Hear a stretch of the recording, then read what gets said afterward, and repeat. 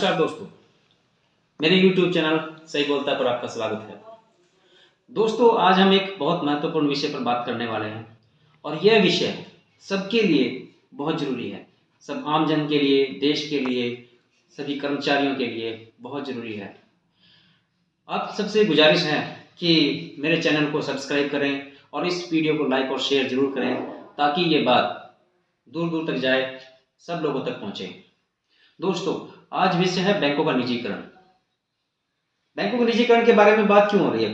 पहले से इसके बारे में बहुत चर्चा चल रही है कि बैंकों का निजीकरण किया जाएगा, मगर इसके बारे में अभी तक सरकार की तरफ से कोई पहल होती हुई नजर नहीं आ रही थी। सिर्फ ये बातें जो है कई मीडिया चैनल्स पे और अखबारों में आ रही थी, मगर इसके बारे में अभी तक कोई कदम उन्होंने नहीं उठाया था। मगर अभी सरकार क्या कर रही है? सरकार जो है बैंकिंग लॉ अमेंडमेंट बिल 2021 लेके आई है, जिसके अंदर दो बैंकों को प्राइवेटाइज करने के लिए उन्होंने बैंकिंग लॉ को चेंज करने का प्रस्ताव रखा है।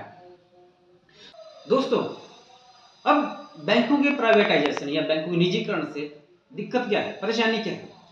बैंकों के निजीकरण के बारे में अगर बात की जाए तो सरकार के जो पक्ष के लोग हैं वो क्या बात करते हैं, वो क्या तर्क देते हैं इस बारे में? वो कहते हैं कि इससे कंपटीशन बढ़ेगा, लोगों का काम आसान होगा, देश की तरक्की होगी। मगर दोस्तों, ये तर्क अगर हम देखें तो उन तर्कों के पक्ष में के साथ बिल्कुल नहीं टिकते जो बैंकिंग के निजीकरण के विपक्ष में जो तर्क दिए जा रहे हैं। और तर्क दिए नहीं जा रहे, वो सच्चाई है, वो बातें सच कही जा रही हैं। दोस्तों, पहली बात, जो डिपॉजिट बैंकों में, सरकारी बैंकों में है, जिन लोगों का पैसा सरकारी बैंकों में है, वो गरीब लोग, आमजन लोग, छोटे तबके के लोग, हर तरह के लोगों का पैसा सरकारी बैंकों में है। और वो सरकारी बैंकों में क्यों जमा है? सब लोगों का पैसा प्राइवेट बैंकों में नहीं है, ज्यादातर लोगों का पैसा सरकारी बैंकों में है। और सरकारी बैंक में पैसा जमा करने वाला व्यक्ति ये सोचता है कि मेरा पैसा यहाँ पर सेफ है। और जब उसको ये लगेगा कि ये बैंक प्राइवेट होने वाला है तो वो अपनी पैसे की सेफ्टी के बारे में क्या सोचेगा?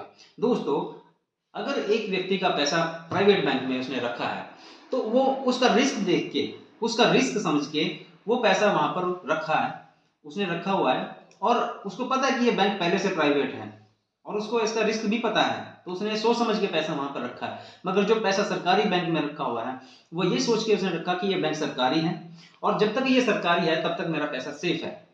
अब जब सरकार ने दो पब्लिक सेक्टर बैंकों को प्राइवेट करने के लिए बिल लेके आए हैं, मान लो आज की तारीख में आप ये सोचें कि किसी एक बैंक का नाम सरकार सामने ला देती है, क्या होगा? उस बैंक के ऊपर से उस पब्लिक का विश्वास उठ जाएगा और विश्वास उठने के कारण क्या होगा कि पब्लिक वहां से पैसा निकालना शुरू कर देगी और जब पैसा निकालना शुरू कर देगी उस बैंक का डिपॉजिट खत्म हो जाएगा और बैंक का जब डिपॉजिट खत्म होगा तो वो बैंक डूबने के कगार पे आ जाएगा। और दोस्तों, बैंक डूबना कोई आम बात नहीं है। बैंक, अगर एक बैंक भी डूबा तो वो एक जहाज के बराबर होता है। जैसे कि अगर कोई एक जहाज डूबता है तो आसपास के सारे जहाजों को ले डूबता है, इसी तरह बैंक एक बहुत बड़े जहाज के बराबर है, होता है कि जो आसपास के जहाजों को भी ले डूबता है। पूरी अर्थव्यवस्था इसकी वजह से डामाडोल हो जाएगी अगर ऐसा हुआ तो। दोस्तों, आप ये समझें कि अगर कोई सरकारी बैंक डूब रहा है, ये कितना महत्वपूर्ण है, ये आपको अभी जो घटनाक्रम हुए हैं उनसे आपको पता चल जाएगा।